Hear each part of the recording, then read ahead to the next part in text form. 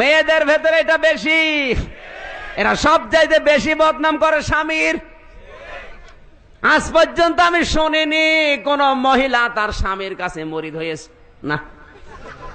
আপনি যদি আজ পরীক্ষা করতে চান বাড়ি যান। এখন যদি বলেন আমির হামজা আমাকে খেলাফতি দিয়েছে, আমি বড় আল্লাহর ওলি, তুমি আমার কাছে মুরিদ হও, আপনার বউ বলবে তুমি যে কয় নাম্বার আমি জানি, শয়তানের কাছে মুরিদ হবো, তাও তোমার কাছে না। কথা বলেন, কারণ আমি আমারটা নিয়ে জানি। যত ভালো কাজে আমি করি, সারা দেশের মানুষ আমার হুজুর বলে, আর ওর কাছে আমি হুজুরই না।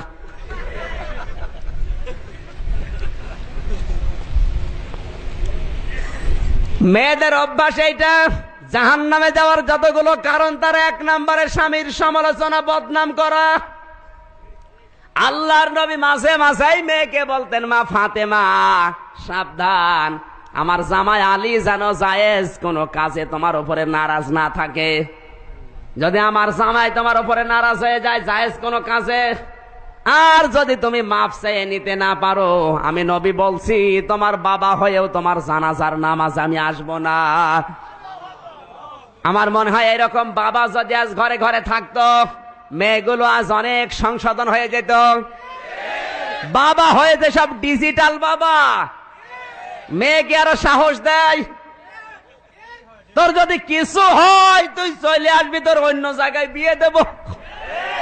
জোরে বলেন সুবহানাল্লাহ। তোমার মেয়ে বিয়ে দিবা কয় জায়গায়?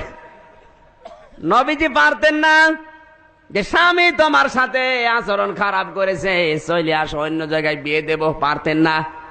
নবীকে আর নবীজি আরো মেয়েকে টাইট করছেন, আরো শিক্ষা দিচ্ছেন, ভয় দেখাচ্ছেন, সাবধান, আমার জামাই যদি জায়েজ কোনো কাজে নারাজ হয়ে যায়, আমি তোমার বাবা বলছি তোমার জানাজায় আসবো না।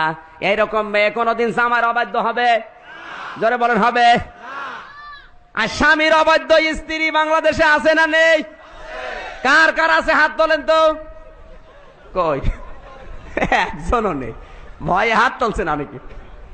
ওই যে একজন হাত তুলেছে, এই এদিকে আসেন, আসেন। ও তো বিয়ে করেনি মনে হচ্ছে। বিয়ে করলে হাত তোলে, আমি হাত তুলতে সাহস পাচ্ছি না। অবাধ্য বাংলাদেশে আছে না রে বলেন তো? 100 জনের 98টা। আর এগুলো দেখে দেখে মজা মারছে ভারতের এই চ্যানেলগুলো। বাংলাদেশের স্বামীর অবাধ্য হওয়ার জন্য ভারতের এই তুমি আসবে বলে এই চ্যানেলটা সবচাইতে বেশি দায়ী। মনে করছেন হুজুর কিছু জানে না? সব খবর হুজুরের কাছে জিবরাইল দিয়ে যায়। এই তুমি আসবে বলে সিরিয়াল যাদের বউ দেখে, আজকে যে তওবা করাবেন, কে পারবেন তো? জোরে বলেন। কারণ স্বামীর অবাধ্য হওয়ার জন্য এই নন্দিনী। কথা বলুন। এই মহিলার জন্য মেয়েরা স্বামীর অবাধ্য হয়ে যাচ্ছে। স্বামীর ডন্ট কেয়ার কিছু মনেই করে না। স্বামীর চাইতে ওর কাছে সাহেব দাস, সাহেব বড়, সাহেব বড়। সম্মানিত মা বোনেরা, জান্নাতে যদি যেতে চান ফাতেমাতুজ জাহরার সাথে, আপনার সবচাইতে বড় পীর, সবচাইতে সম্মানের জিনিস আপনার স্বামী। আপনি যদি সাজগোজও করেন শুধু স্বামী বাদে অন্য কারো জন্য জায়েজ নেই। কথা বলেন। হযরতে মাইমুনা রাদিয়াল্লাহু তাআলা আনহা বলেন, আমার স্বামী বাইরে থেকে আসবে বিশ্বনবী শুনতে জানতে পেরেছি, স্বামী আসতেছে, জলদি করে নিজেকে পরিষ্কার করলাম, নিজেকে আমি সাজালাম, গোসল করে চুল মাথা সব ঠিক করে স্বামীর জন্য পরিপাটি হয়ে বসে আছি। বাংলাদেশে এরকম বউ এখন ঘরে ঘরে।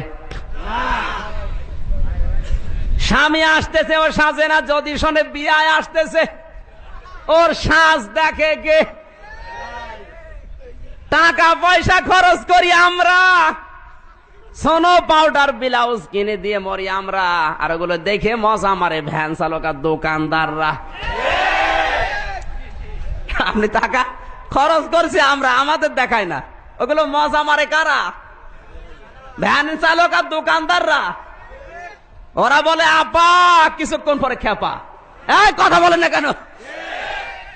হযরতে মাইমুনা বলেন স্বামীর জন্য সেজে আছি, কারণ স্বামী যদি আমাকে দেখে একটু আনন্দ পায়, যদি একটু হাসে, আমার এই সাজগোজ যেটা সাজানা এটা সওয়াব হয়ে যাবে। বিছানায় ছিল পুরাতন চাদর, তুলে ফেললাম, নতুন চাদর বিছিয়ে দিলাম, কারণ আমার স্বামী বড় মেহমান। এখন মেয়েরা স্বামীর জন্য নতুন চাদর পাতে, জোরে বলেন বিছাই। যদি শোনে বিয়ায় আসতেছে, নতুন চাদর কেন, নিজের শাড়ি বেড়ে দেবে।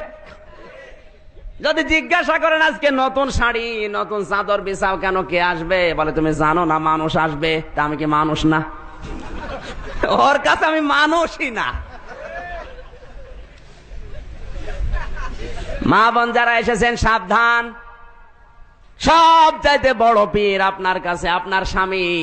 ও স্বামী বাইরে থেকে যেগুলো জেনে আসবে, মসজিদ থেকে, মাদ্রাসা থেকে, দিনের মাহফিল থেকে, ওইগুলো আপনাকে শোনাবে, আপনি বড় আলেমা হয়ে যাবেন। কোন পীরের কাছে আপনার মুরিদ হওয়ার দরকার নেই, আপনি মুরিদ হবেন আপনার স্বামীর কাছে। কথা বলেন ঠিক কিনা? বিশ্ব নবী বলেন, কোন স্বামী যদি স্ত্রীকে বলে আমি তোমার উপরে খুশি, আমার আল্লাহ বলেন আমি নিজেও খুশি হয়ে যাই। মরণের পরে লাশ দেখে কোন স্বামী যদি মন থেকে বলতে পারে না আমার স্ত্রী কিন্তু আমার মন মতোই ছিল, আমার কাছে ভালোই ছিল, আমার আল্লাহ বলেন আমিও ভালো বলে তাকে মাফ করে দেব। মন থেকে বলতে পারবেন আপনার বউ আপনার কাছে ভালো? পারবেন?